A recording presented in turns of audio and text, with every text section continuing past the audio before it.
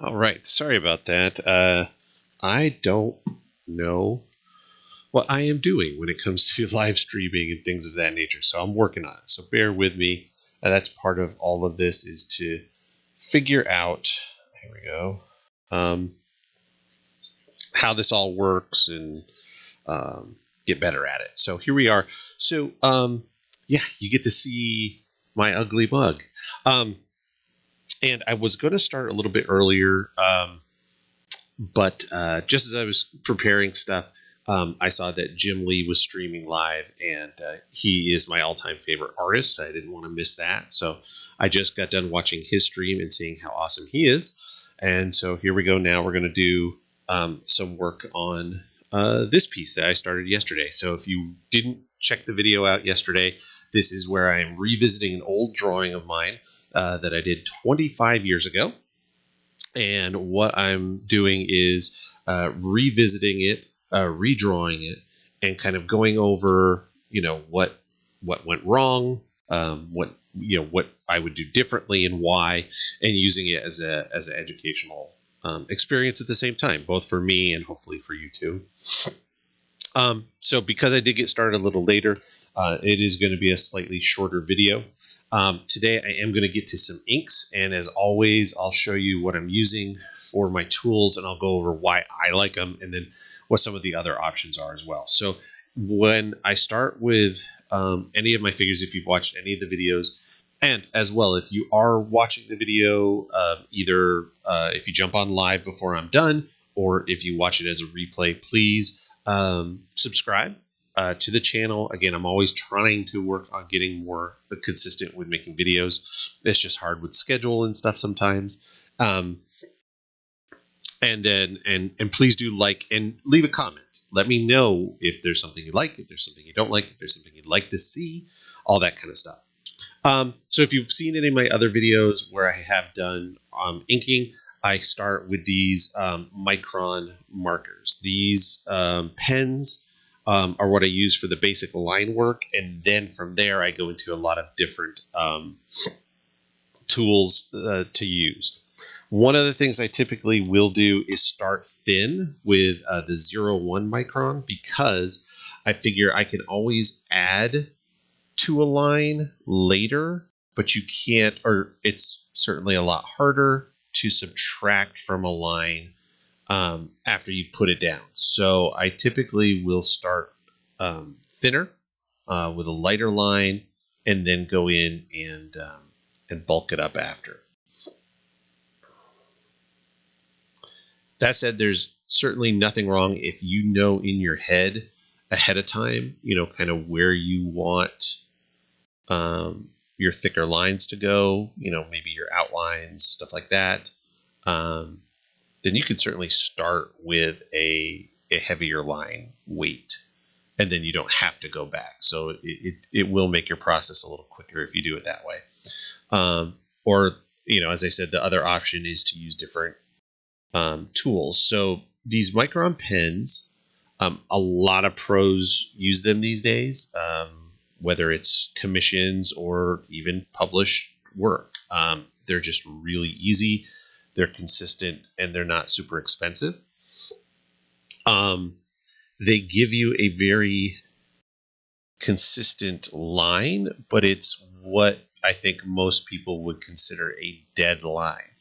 So what a deadline means, which is different than a deadline. Let me see if I can find a piece of paper to show you. Oops, hang on one second. I got some scrap paper over here. So the difference between a live and deadline. So a deadline with a pen like this is going to be consistent.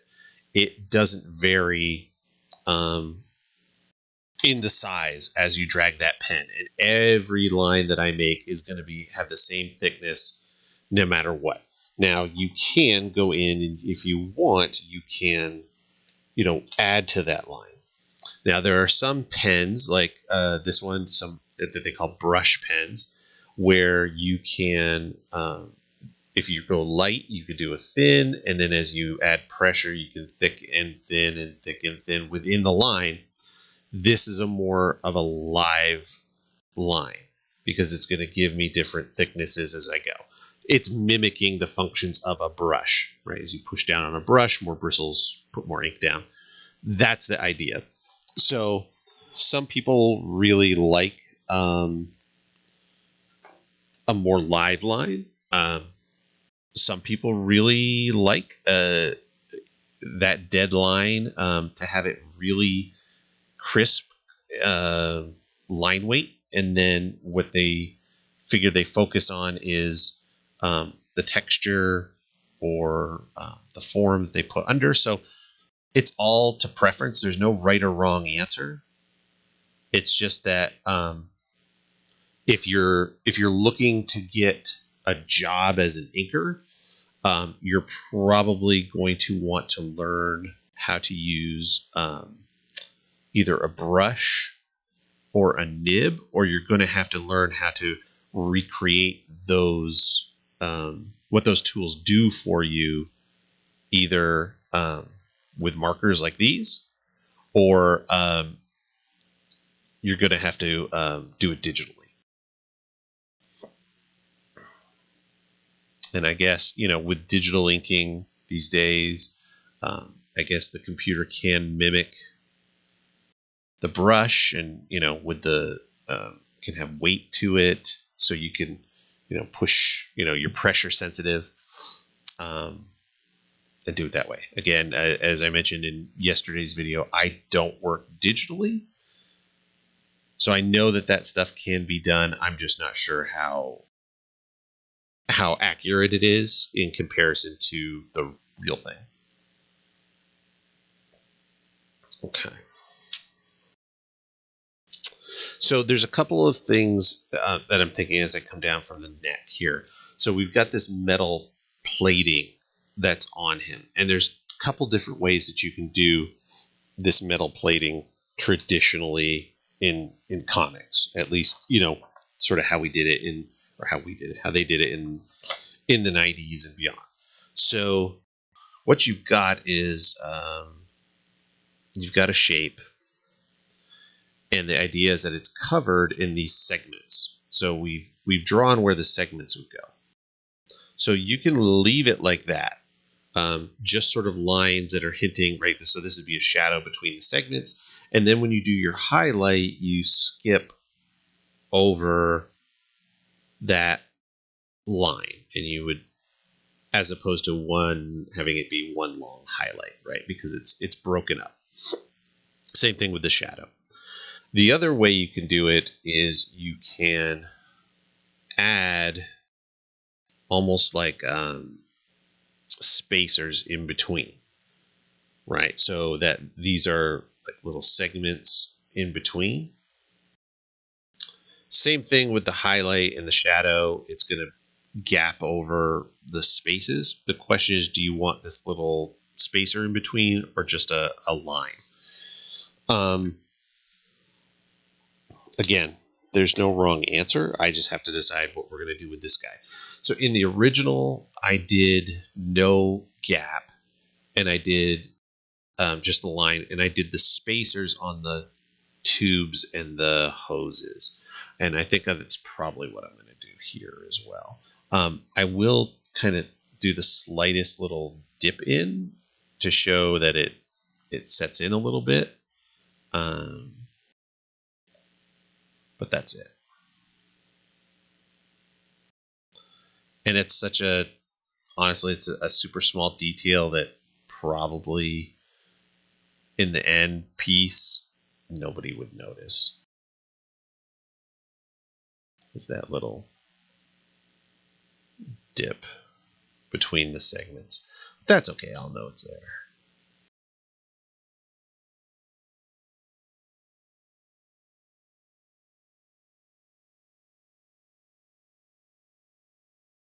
So,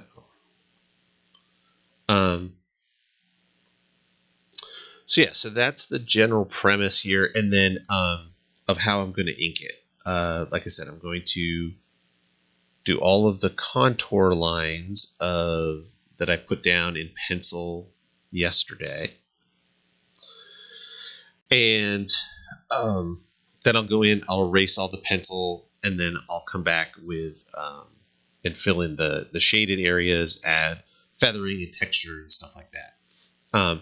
One of the things I can do if I know, so I've shaded with the pencil some areas that are where there's going to be heavy shadows. I can outline those now. So I know that this is going to be a shadow. And if you know that it's going to be filled in solid black ink, you can put an X there. That would be if I was going to have somebody else fill that in for me. So if I'm a penciler and I want the inker to understand that it's not supposed to be a bunch of pencil lines. It's not supposed to be inked, like this. It's supposed to be solid. You make it an X, and that's a shorthand to tell someone fill that in with solid black ink. So that's how that works. Now, if you're doing it, for yourself, if you're inking yourself, obviously not as big a deal because you know what you want, which hopefully you know what you want, what you don't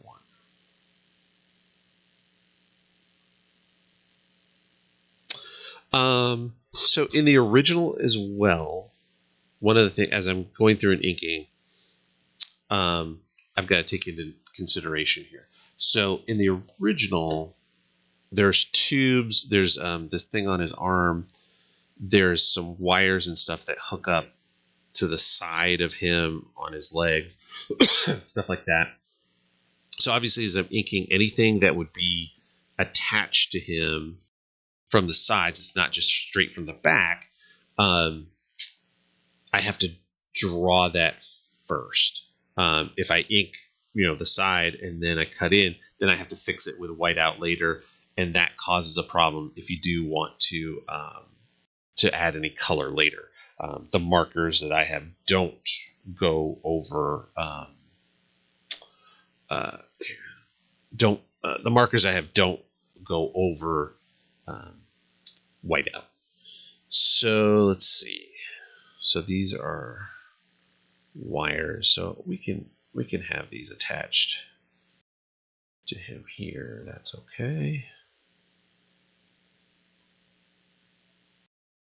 So just have to make sure we've got that attached, and that's going to go in front of into something over there. That's all right. I can figure that out later. We'll do the same on this side. We'll add 1, 3, 4.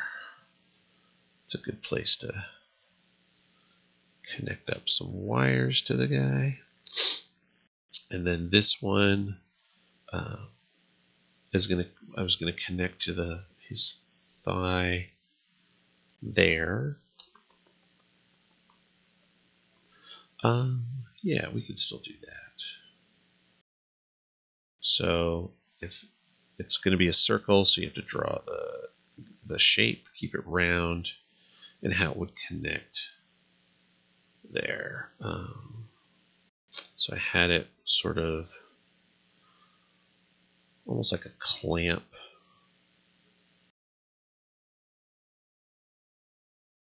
That would go over. Not liking it quite as much. May not go with that. The tubes may just go in the back.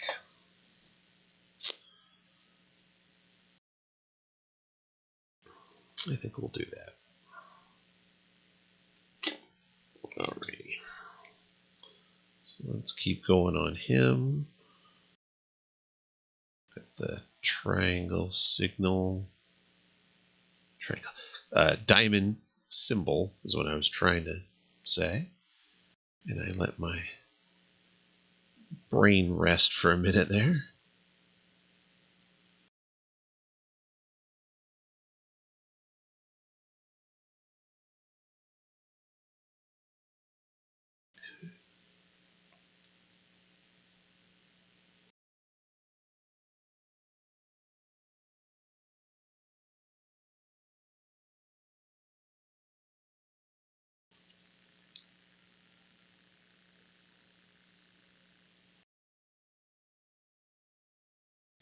comes these wire connections that we just added. Maybe these are monitoring some of his vitals or something to that effect. So we'll add a little connection, and then we'll come down this way.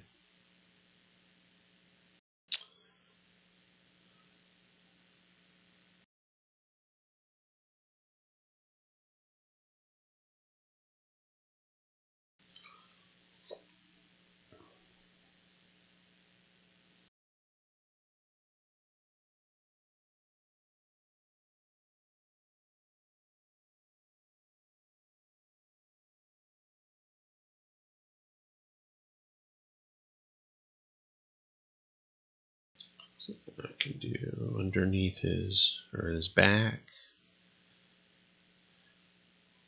And get to this metal part on his hips.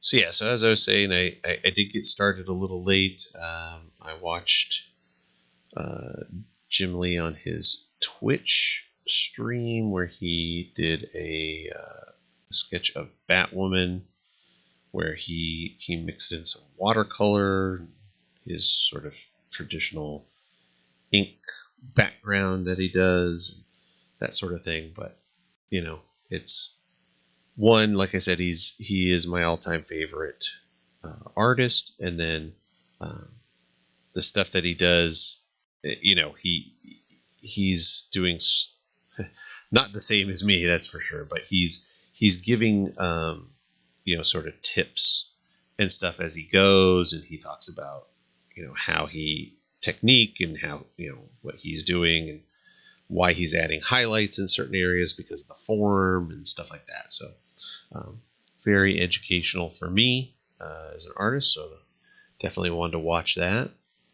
So because that was going, and this is a little bit later now, like I said, I'm only going to be going about a half hour, so not too much longer, because it's Tuesday and folks have stuff to do.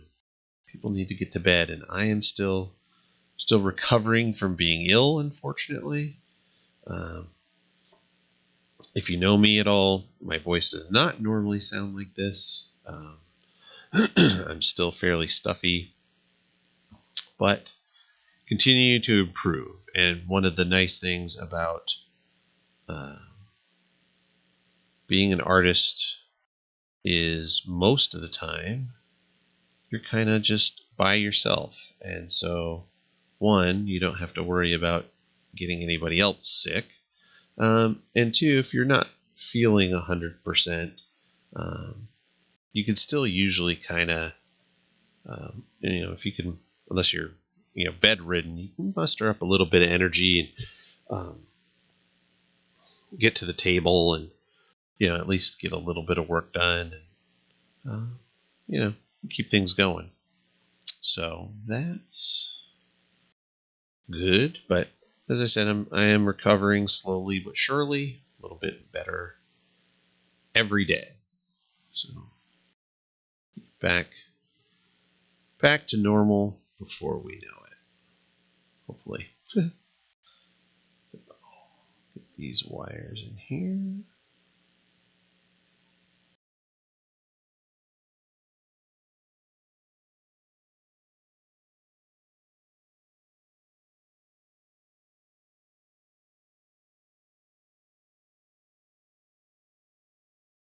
So let's see, what else do I want to share with you and tell you about? So before I end up wrapping up the video, one of the things I do want to tell you about, I'm super excited about, is my new comic project, The Just. So I've mentioned it before on some videos. If you've seen any of my other videos, this is a new project that I am working on. It is from the brain of my frequent collaborator, Terry Sala.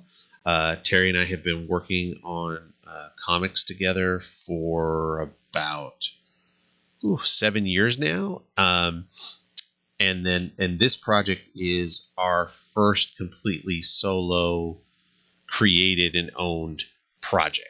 So it is a comic. It is called The Just. It is a superhero comic. It's got a lot of stuff going on with it, which is really cool. It is the story of a multi-generational superhero team. So think about like, the Justice League, for example. If you're a longtime comic fan, everybody knows Superman, Batman, Wonder Woman, Green Lantern, The Flash, Aquaman, stuff like that. Those characters, right? They're the heart of the Justice League. And over the years, they've all had some form of a sidekick. And then as those sidekicks have aged at times, they have gotten either their own super team, or there's times when they've taken over the post of their mentor in the main superhero team. And that's kind of what the basis of this story is what happens when you have multi-generations of superheroes kind of under the same roof. At what point do the sidekicks, are they still sidekicks? At what point are they their own heroes? How do they handle that? And what do they do? And how do the heroes handle it? And what's the next generation like? And what's the legacy of being a superhero, maybe second and even third generation of superheroes? So it's a 3-issue story, though I have some ideas for sort of prequels and origin stories and things like that. We love these characters so much that we realize there's a lot more to tell with them. So we're going to be doing that. The point of all this is to let you know that issue number 1 of The Just is completely drawn. It is done. It is, I believe, 36 pages. And so what we're doing now, we have some sample color pages have been completed for us. And we are getting ready to prepare a crowdfunding campaign so that we can continue to produce the book. So we still have to have the rest of the pages colored. We have to have it lettered and put together, and then of course printed. But we are prepared to start moving forward with this, our first solo campaign work for crowdfunding, and we could not be more excited about it. It's going to be really cool. The book is amazing. I can't wait to show you these colored samples. As soon as we have our campaign links up, I'll be sure to share them.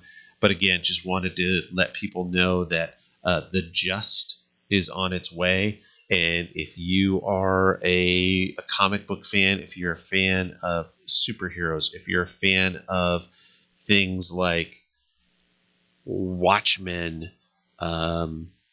Young Justice, the Avengers, the X-Men, I think there's elements that will really appeal to you in this book. So super excited. So again, thank you for coming by.